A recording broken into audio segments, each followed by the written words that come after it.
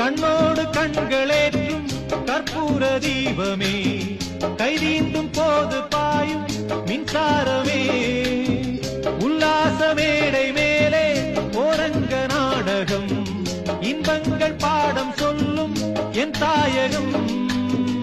இங்கங்கு ஊஞ்சலாக நான் போகிறேன், அங்கங்கு ஆசை தீயில் நான் வேகிறேன்.